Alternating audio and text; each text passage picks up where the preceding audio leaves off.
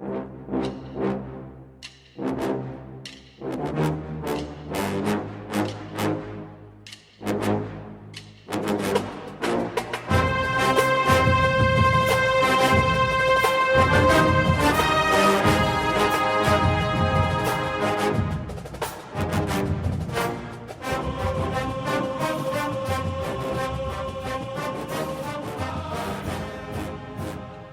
morning, Bucknutters. Welcome to the Bucknuts Morning 5 here on Friday, December 6th, 2019. I am Dave Biddle.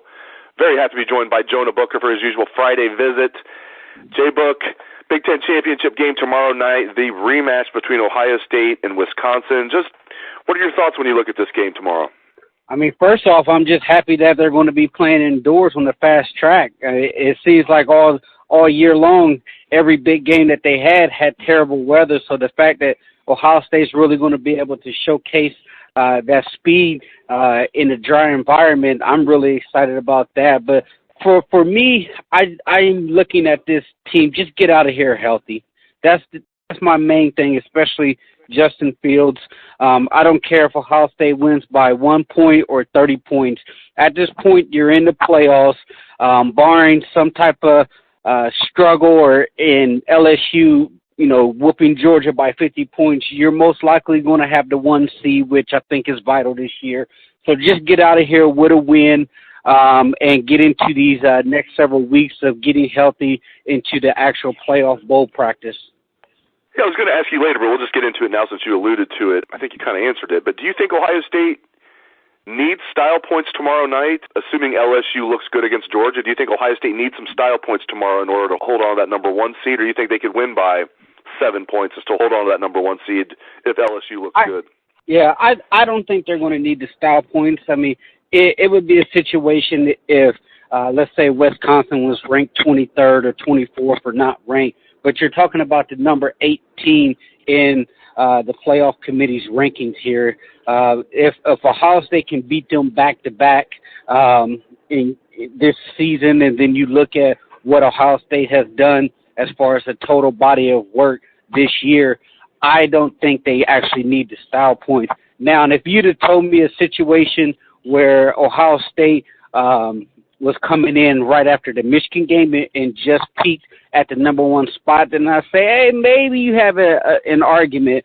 But the fact that the playoff committee have moved Ohio State into the 1 spot after the Penn State game tells me that they are really high on Ohio State. And the main thing that they've been consistently preaching about the Buckeyes this year is 1, body of work, and 2, just the overall complete dominance of the Ohio State offense and the defense. And that's something that I still believe that Ohio State has a leg up on LSU, is the complete body of work from the offense and the defensive side of the football. It does bode well for Ohio State, as you pointed out, that Wisconsin is 8th. I didn't expect them to be that high. I thought, when I pre-wrote the story so we could get it live as soon as possible after the rankings came out. So I kind of guessed where the rankings are going to be, and I had Wisconsin 10th. I thought they'd be right around there, so I was pleasantly surprised to see them at 8th, and it's a good point. I mean, it does help Ohio State that the committee right now has Wisconsin at number 8. It will be interesting. Hopefully, we don't even need to worry about it. Hopefully, there will be some style points, and Ohio State just waxes Wisconsin and leaves no doubt. But we shall find out on Sunday when they have the selection show. For those who don't know, selection show Sunday, high noon Eastern, ESPN.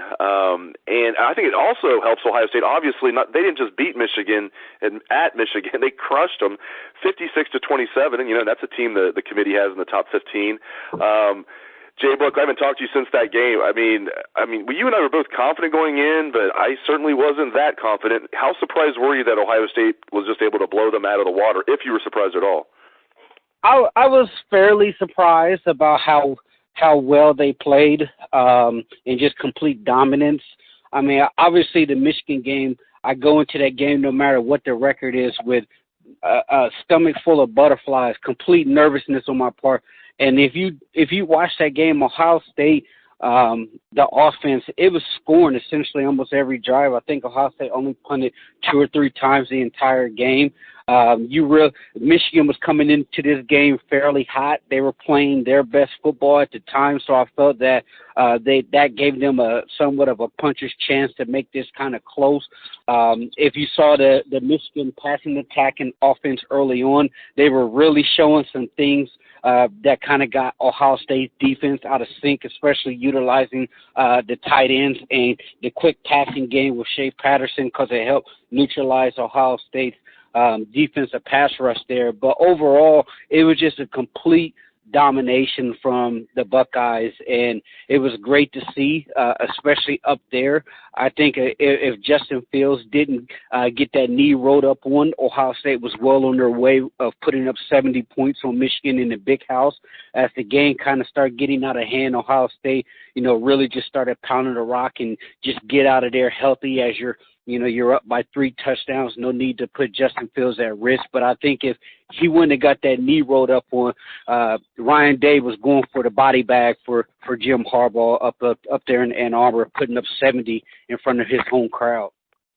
The excuses up north are hilarious. I know we're having a lot of fun with it on Bucknuts, just people just, the whining and the excuses. I know you're having fun with it on Twitter and on Bucknuts, of course.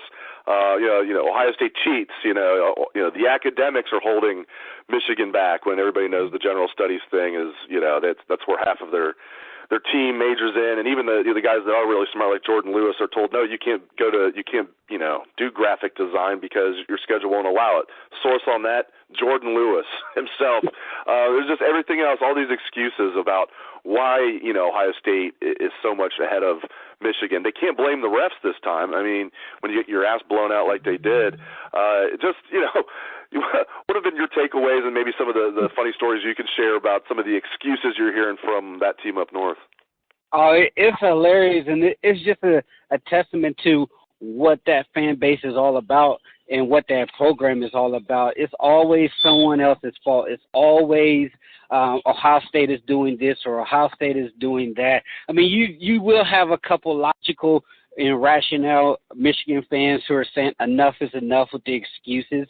At this point, 5 years into the Jim Harbaugh era, the gap is widening even more than what it previously was. Like, they're not even getting close to Ohio State. They're not even making the games competitive. And the fact that the fan base have to justify using the excuses for academics or online classes or Ohio State is paying players according to them. I mean, it's just a bunch of nonsense. All it is a bunch of fluff to make their fan base feel a little bit better about the butt kicking that they're consistently getting from the Buckeyes.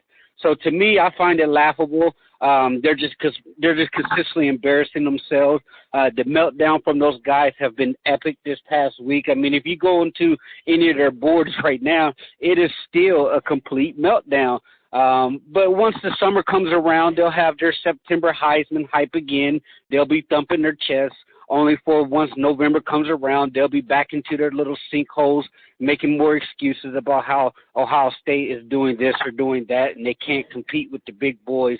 But that's the testament to their fan base. That's who they are. That's what they've been for the last 20 years. They always make excuses.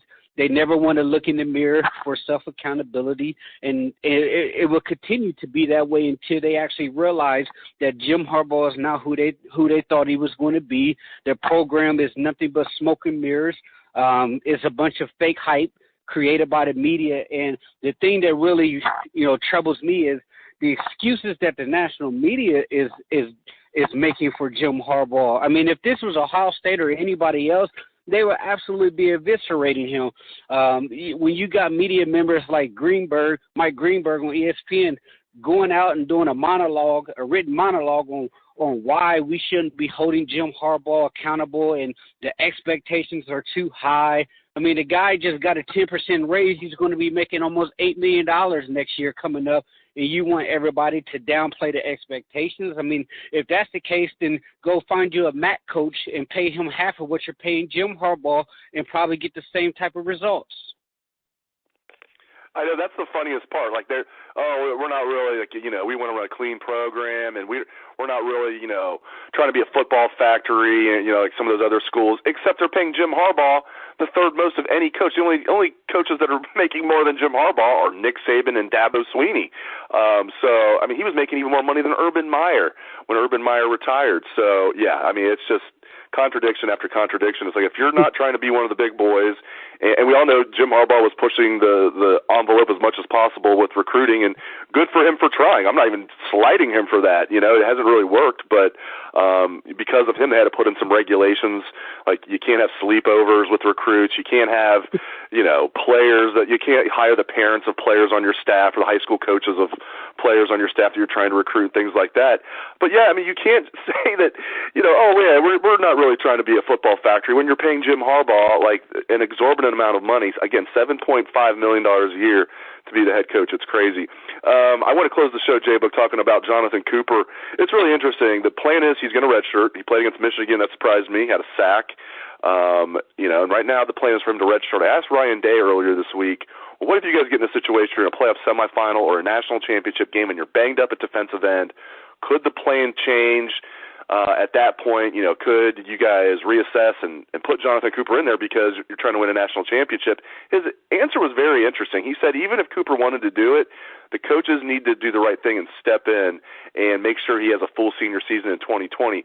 But what if Cooper really wants to? He's like, no, this is what I want. What if we don't get back to the national championship game? Like, I want to play in this game or these games if it's semifinals and the national championship game. Again, hopefully they're not banged up at the end, but just what do you make of the Jonathan Cooper situation? Yeah, it's fascinating, and I think their plan is smart by setting him up to be able to come back next year. But if it's a situation, a hypothetical, as you mentioned, that the Ohio State is banged up, then they really, really need to evaluate here. That's going to have to be a long, tough conversation, not just with Jonathan Cooper, but with his family as well, because this is a situation where this kid can come back next year, work on his graduate degree, being paid for by Ohio State. So if you're telling me that this kid's going to, forfeit that opportunity for one game, obviously the national championship is a once in a lifetime opportunity for a lot of these guys. So it's just going to have to be a collective conversation amongst everybody there. But hopefully we're not in that situation. He'll be back. But the news yesterday that broke that really got me fired up was Justin Hilliard also getting granted his 6th year and having him come back. He's played really good football this year, and hopefully he can remain healthy. Just having him and Cooper back with their veteran leadership on that defense after you're going to lose quite a bit of guys to the NFL can't be understated. No doubt about it. I'm glad you brought up Justin Hilliard. Shaun Wade's another guy for next year. I hope he comes back. I don't know if he will. I kind of think he's probably going to go pro, and we'll find out later today if Shaun Wade will be cleared for the game tomorrow night when they do the status report. I guess we won't know for sure. He could be a game-time decision like he was last week, but Jeffrey Okudah earlier this week said he expects Shaun Wade will definitely play, so but we'll find out. We'll have that posted on Bucknuts later today. Great stuff as usual from Jonah Booker. Really appreciate it, J-Book, and thanks to our listeners out there for tuning into the show. Hope everyone has a great day, and hope everyone enjoys the Big Ten title game tomorrow night. Let's hear that Buckeye swag, Best Damn Band in the Lane.